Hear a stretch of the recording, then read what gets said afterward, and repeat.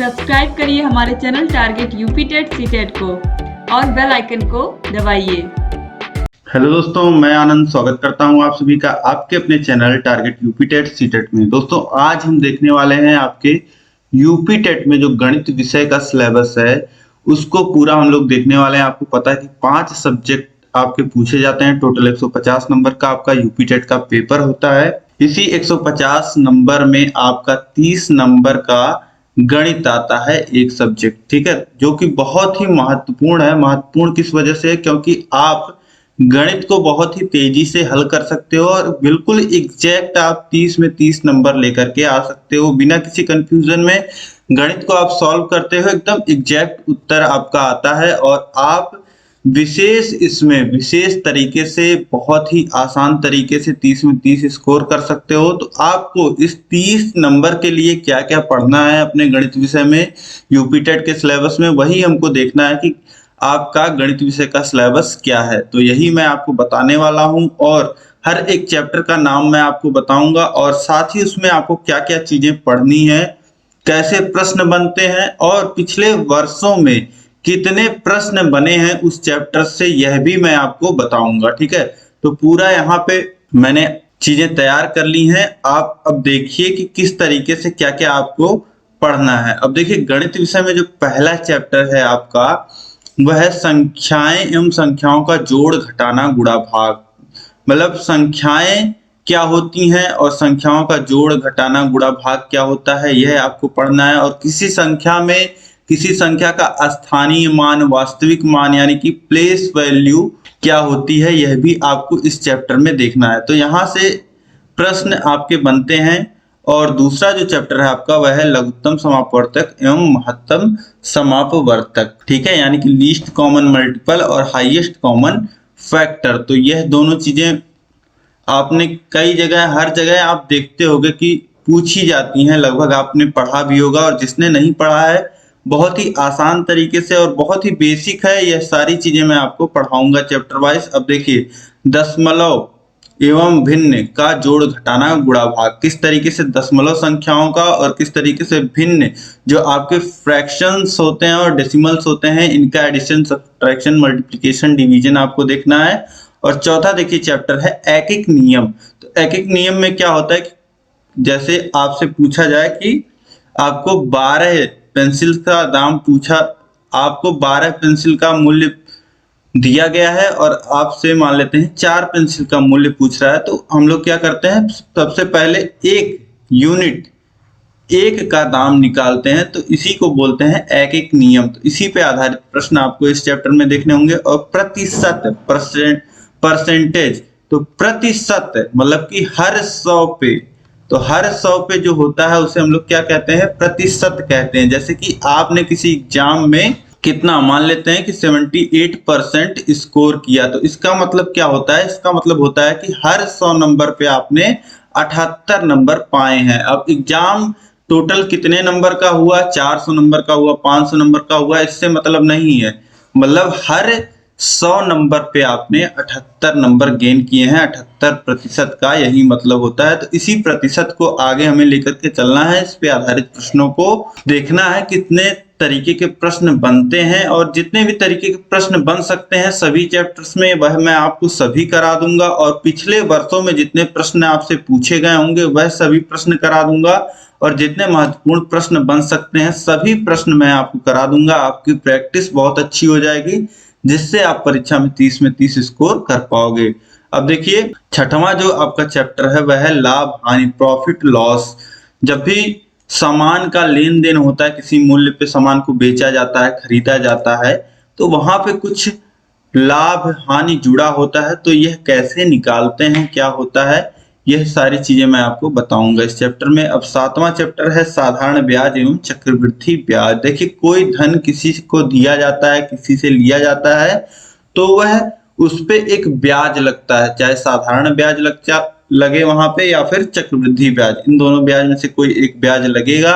और यह दोनों ब्याज क्या होते हैं, किस तरीके से क्या होता है, मूलधन क्या होता है, ब्याज क्या होता है, साधारण ब्याज क्या होता है, चक्रवृद्धि ब्याज क्या होता है और कैसे इनको निकालते हैं, इनके सूत्र क्या होते हैं, यह सारी चीजें आपको 7वें चैप्टर में आपके पढ़ना है, ठीक।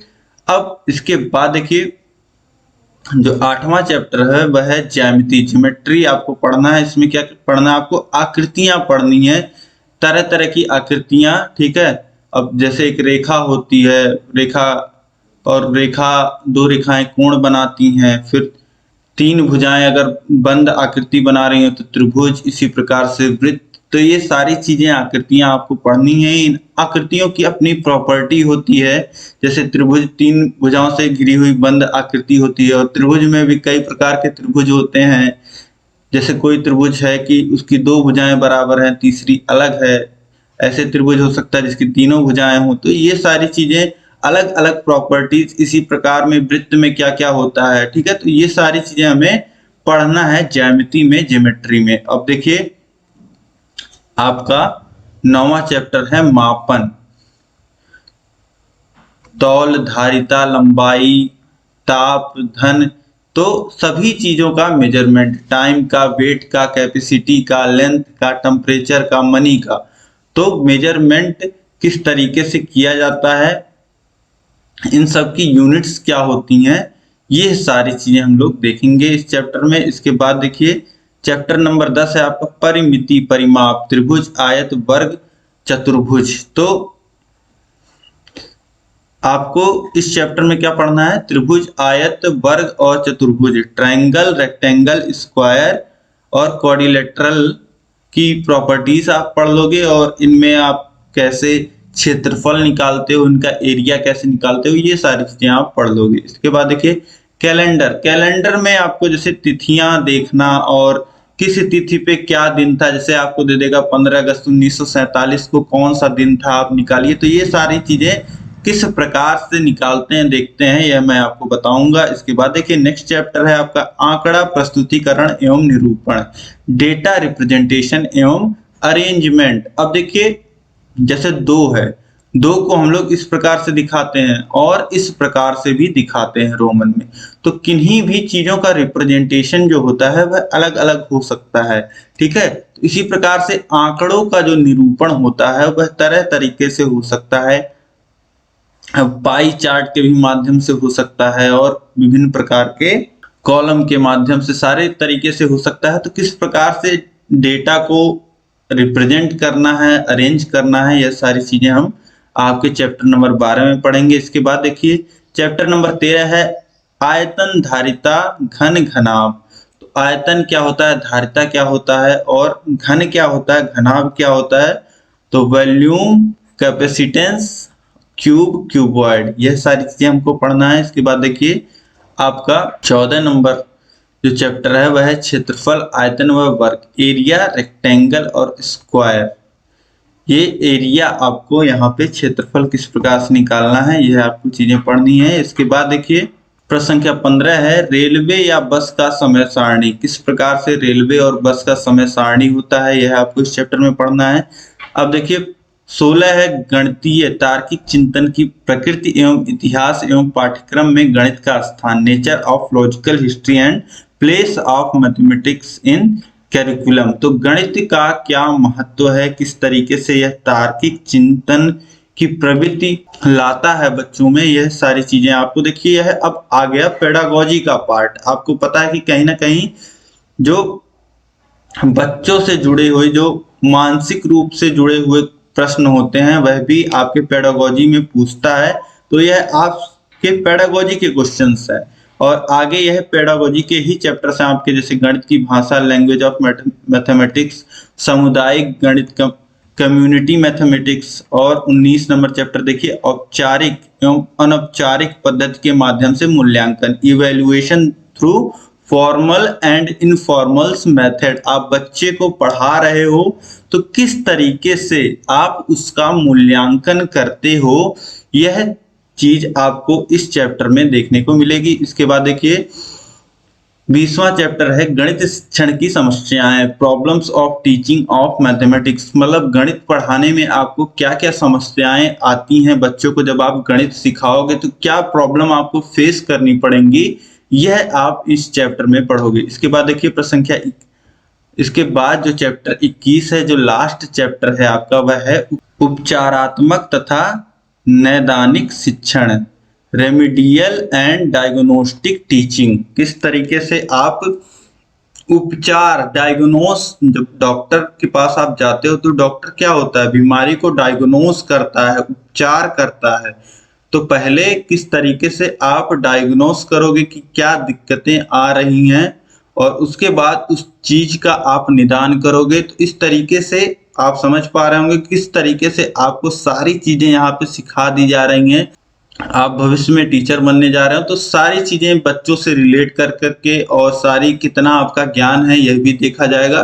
तो दोनों चीजें आपकी परखी जाएंगी। और अब साथ ही हम देख लेते हैं कि आपके चैप्टर से पिछले वर्षों में कितने प्रश्न पूछे गए हैं, यह भी आप देख लो।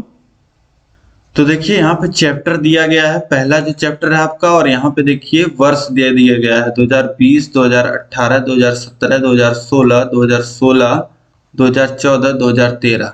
तो देखिए पहला जो चैप्टर है आपका संख्याएं एवं संक्रियाएं, इससे कितने प्रश्न बने थे 2020 में 8, इसी तरीके से 2018 में 12, 2017 में 11, 2016 में 8, 2016 में ही 3 और 2014 में 8 और 2013 में 11। इसी तरीके से जो दूसरा आपका चैप्टर है लघुत्तम समापवर्तक एवं महत्तम समापवर्तक, एलसीएम और एचसीएफ वाला जो चैप्टर है आपका, देखिए 2020 में 2 क्वेश्चन, 2018 में एक भी क्वेश्चन नहीं, 17 में 1, 16 में 2 और 16 में ही 2 और उसके बाद 14 में 2 और 13 में एक भी क्वेश्चन नहीं। इसी प्रकार से देखिए भिन्न एवं दशमलव संख्याओं का जो जोड़ घटाना गुणा भाग आपको सीखना होता है, उसमें से 2 question, 3 question, 2 question, 3 question, 3 question, 1 question, 2 question.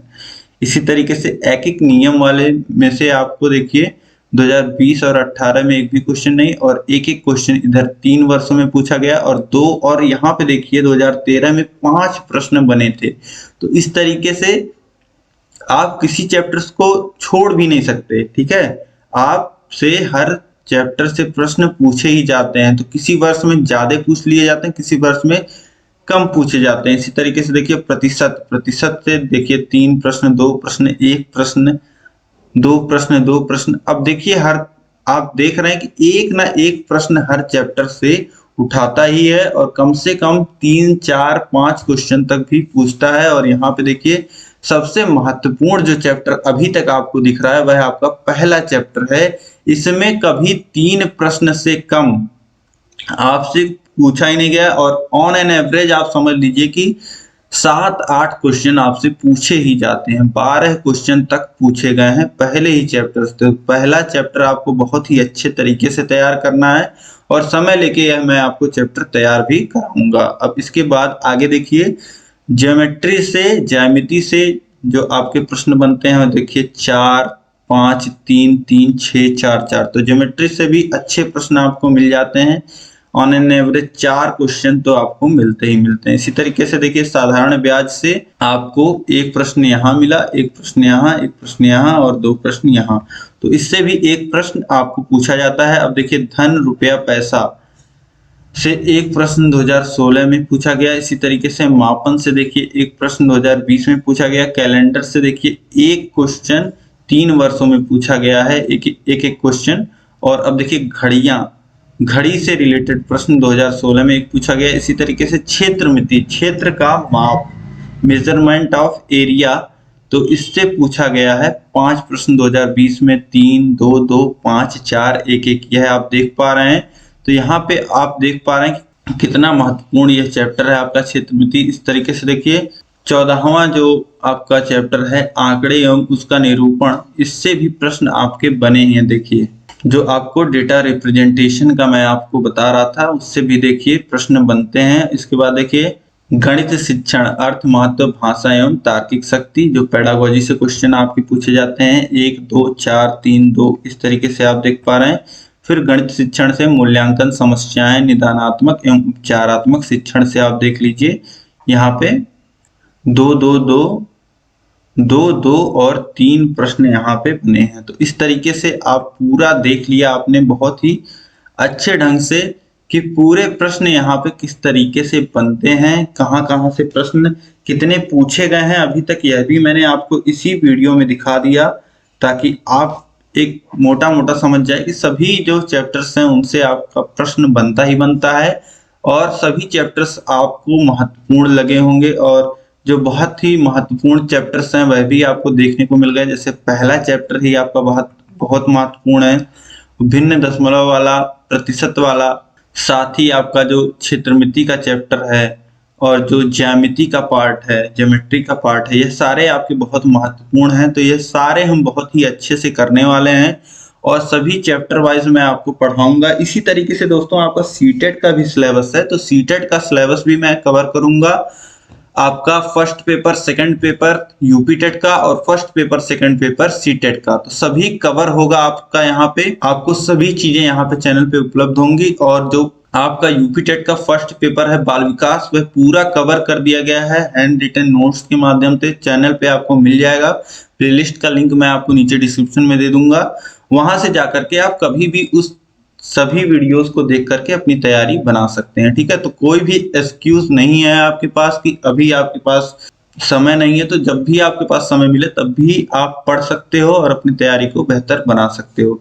तो इस वीडियो में दोस्तों, इस वीडियो को आप अधिक से अधिक अपने सभी दोस्तों में शेयर करिएगा और बताइएगा कि चैनल पे सभी जो चैप्टर्स हैं मैं बहुत अच्छे से आपको कराऊंगा, आपकी प्रैक्टिस बहुत अच्छे से कराऊंगा, प्रीवियस ईयर क्वेश्चन पेपर सभी सॉल्व कराए जाएंगे। तो चैनल पे आपको सब कुछ मिलने वाला है, तो आप लोग धैर्य रखिए, सारी चीजें उपलब्ध कराई जाएंगी। ठीक है, तो रेगुलर मैं मैथ्स की क्लास आपके लिए लेकर के आ रहा हूँ।